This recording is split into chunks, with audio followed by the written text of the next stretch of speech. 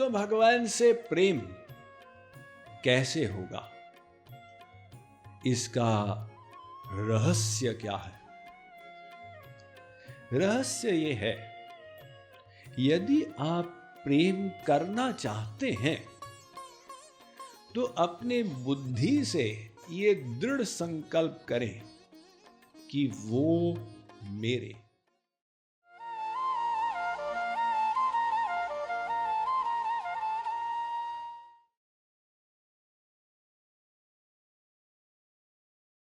तो भगवान से प्रेम कैसे होगा,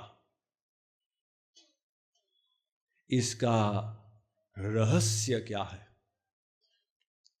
रहस्य ये है, यदि आप प्रेम करना चाहते हैं तो अपने बुद्धि से ये दृढ़ संकल्प करें कि वो मेरे, वो ही मेरे, ये वो मेरे हैं सोचने से प्रेम हो जाएगा। संसार में भी ऐसा होता है। एक लड़की ने 22-23 साल की आयु तक अपने पिता के घर को अपना माना, ये मेरा है। अगर उसकी सहेली पूछे ये किसका है, ये मेरा है, ये नहीं बोलती थी मेरे पिताजी का है। यानी पिता के हर सामान को अपना माना। लेकिन जैसे विवाह हुआ, ससुराल गई, अब ये मेरा नहीं रहा तो वैराग्य हो गया। ये मेरा हो गया, यहां पे आसक्ति हो गई। घर में चोरी हो गई रात को, सब रो रहे हैं, वो भी रो रही है। क्यों रो रही हो? मेरा सब छिन गया। यानी जहां मेरा मानता है व्यक्ति, बस वहीं पे प्रेम हो जाता है। देखिए, हमारे भारतवर्ष में 70-80 साल पहले ऐसा समाज था कि विवाह से पहले तो लड़का लड़की एक दूसरे को देखते भी नहीं थे। वृद्ध लोग आपको बताएंगे, आप बीती ऐसा नहीं जैसे आजकल होता है फेसबुक इत्यादि से नोट्स एक्सचेंज करें। उस समय तो माता पिता देख के और रिश्ता तय करते थे। वो लड़का लड़की तो एक दूसरे से मिले भी नहीं थे।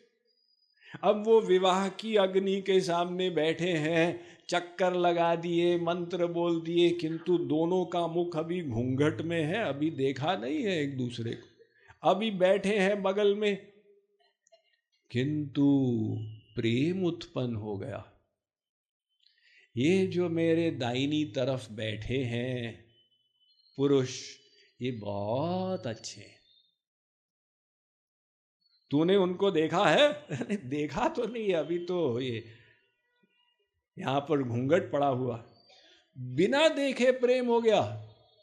हाँ, क्योंकि ये मेरे हैं, जीवन भर इनका साथ रहेगा, यही मेरी रक्षा करेंगे, यही मेरा संरक्षण करेंगे, इन्हीं की सेवा करूंगी। देखिए, जब उसने मान लिया ये मेरे हैं, तुरंत प्रेम हो गया। ऐसा ही होता था। वो 2 कॉलेज की लड़कियां जा रही हैं और एक लड़का पीछे से जा रहा है, वो बातें बनाता जा रहा है, टॉन्ट कर रहा है। एक लड़की को गुस्सा आया, उसने कहा कौन है ये लोफर, आने दो इसकी खबर लेती हूं। उसने अपना चप्पल उठाया, ये कौन है? उसकी सहेली ने कहा तू क्या कर रही है, तुझे पता नहीं ये वो लड़का है जिसकी सगाई तेरे माता पिता ने तेरी की है। अरे ये वही लड़का है। तुरंत उसका गुस्सा गायब हो गया और मुड़ के देख रही, यहां आ तो रहा है ना, कहीं चला तो नहीं गया। अर्थात अपना मान लिया तो प्रेम हो गया।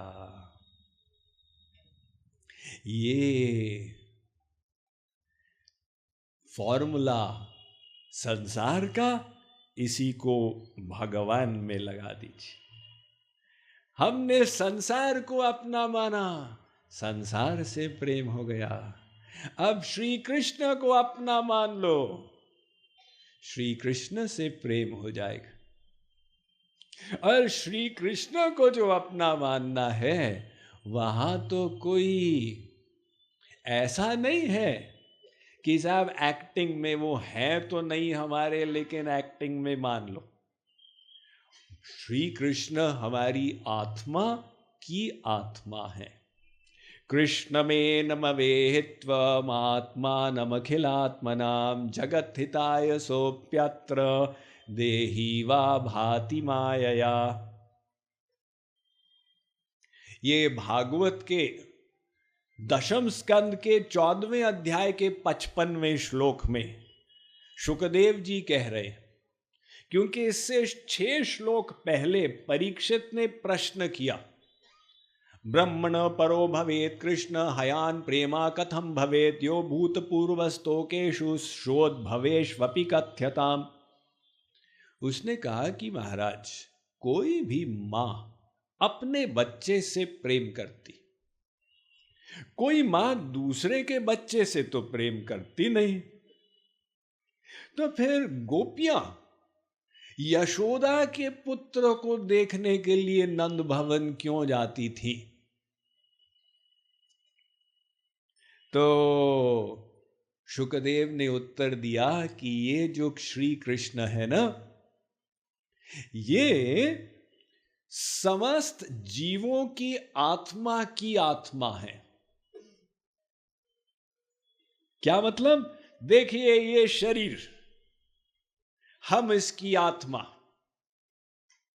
आप शरीर की आत्मा, किंतु आपकी आत्मा श्री कृष्ण का शरीर है, और श्री कृष्ण आपकी आत्मा की आत्मा है।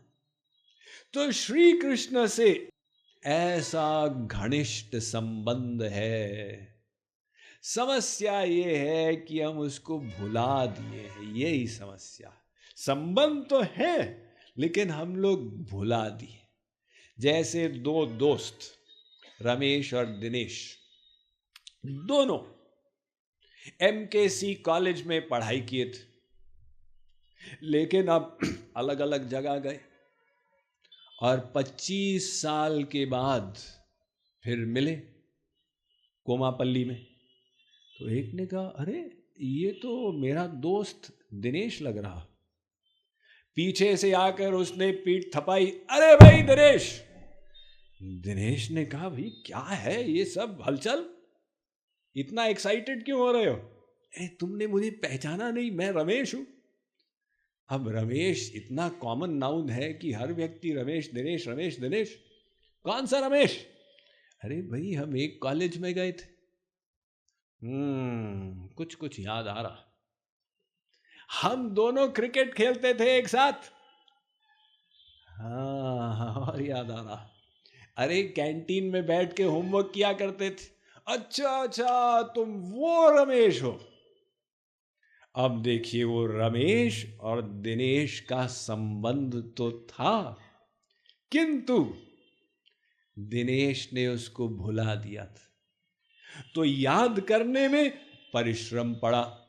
इसी प्रकार से श्री कृष्ण से हम सब का संबंध है, और श्री कृष्ण से ही है, यानी भगवान से ही है, किंतु हम लोग उसको भुला दिए। तो अब याद करने में परिश्रम पड़ेगा। और दूसरी एक गड़बड़ आ जाती है, हम उसको भुला दिए, इतना ही नहीं, हम लोग गलत अभ्यास कर लिए, यानी हम संसार को अपना मान लिए।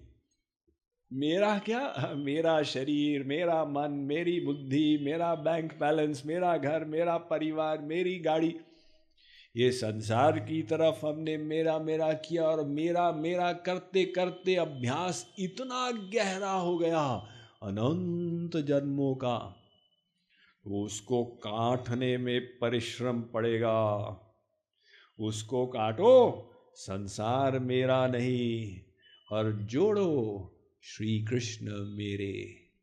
तो जिस दिन आपकी बुद्धि पूर्ण रूपेण विश्वास कर लेगी कि श्याम सुंदर ही मेरे हैं, तू ही तू ही तू ही तो है मेरा नंद नंदन, मैं भी तो हूँ तेरा नंद नंदन।